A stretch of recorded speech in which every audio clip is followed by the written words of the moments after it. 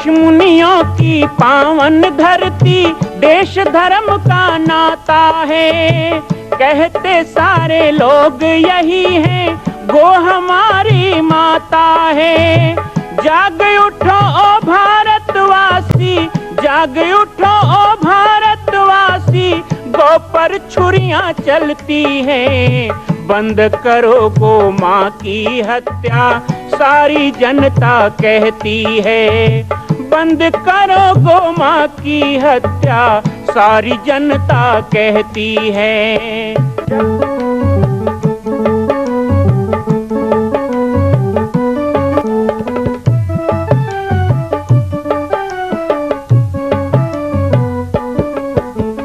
जगह जगह पर बूचड़ खाना, लाखों गौएं कटती हैं। किसे सुनाए व्यथा हमारी, नैना नीर बहाती हैं। रक्षा करना गौ माता की, रक्षा करना गौ माता की, गीता ज्ञान सिखाती है। बंद करो गो माँ की हत्या, सारी जनता कहती है। बंद करो गो माँ की हत्या, सारी जनता कहती है। जय सिया राम, जय गो माता, जय गोपाल। प्रकृति के गोद में बसा हुआ है सिया देवी मंदिर।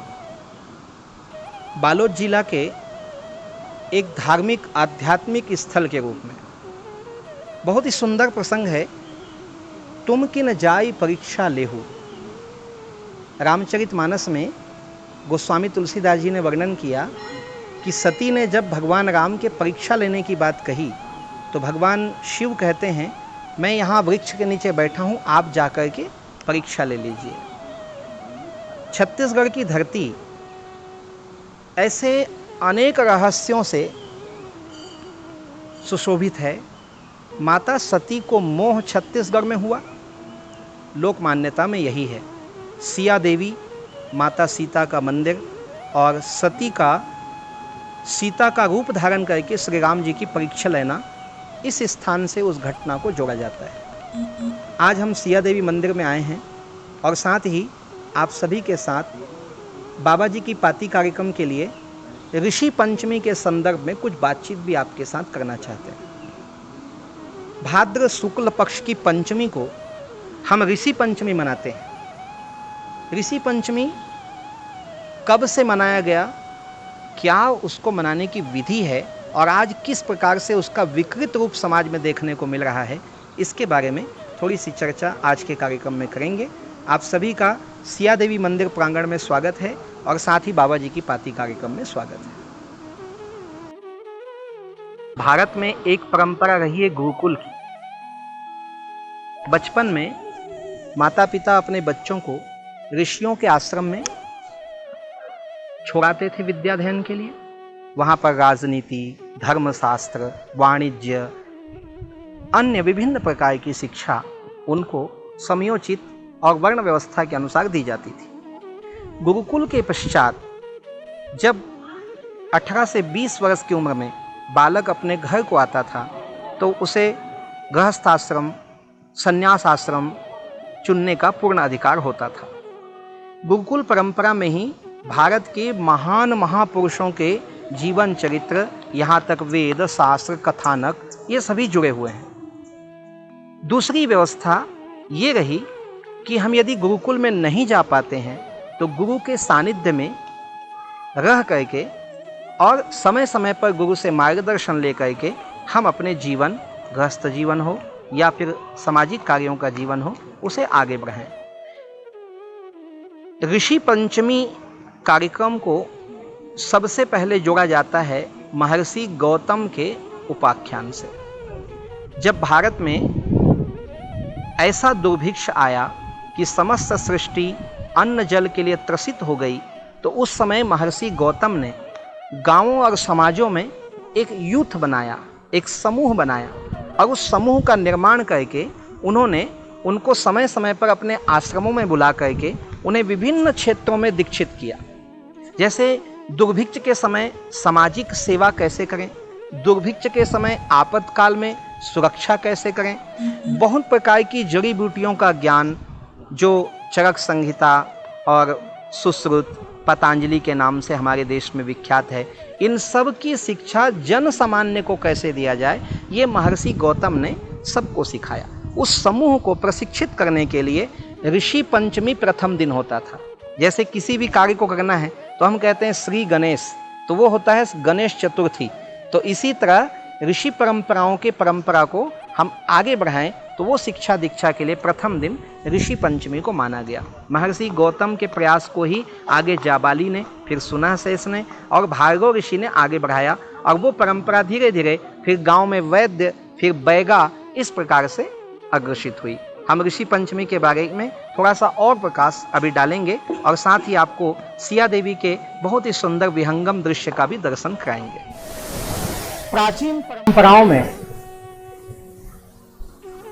प्रकृति के पोषण की शिक्षा महत्वपूर्ण होती। प्रकृति को हम पोषित करें और प्रकृति के द्वारा हम पोषित हों। प्रयास होना चाहिए कि प्राकृतिक संपदाओं का किस तरह से हम उपयोग कर सकते हैं। ऋषि परंपरा ने कभी हमको नहीं कहा कि हम किसी दूसरे देश से या दूसरे की कला से या दूसरे के विज्ञान से कुछ प्राप्त करें। उन्होंने सदा कहा कि जो हमारी प्राकृतिक संपदा है उसी का हम दोहन करें। देखिए, दोहन और शोषण में अंतर होता है। शोषण उसे कहते हैं जो किसी चीज को नष्ट करके प्राप्त किया जाए, लेकिन दोहन उसे कहते हैं जैसे हम गौ माता का दूध निकालते हैं, इससे गाय को पीड़ा नहीं होती और हमारा पालन भी होता है। तो प्रकृति का दोहन करें। दोहन करने से वह वस्तु चिरंतन बनी रहती है और शोषण करने से वह नष्ट हो जाता है। तो झरनों का पानी हो, पहाड़ की जड़ी बूटियां हो, वनस्पति पदार्थ हो, खनिज संपदा हो, इन सब के बारे में गहन ज्ञान ऋषि रखते थे।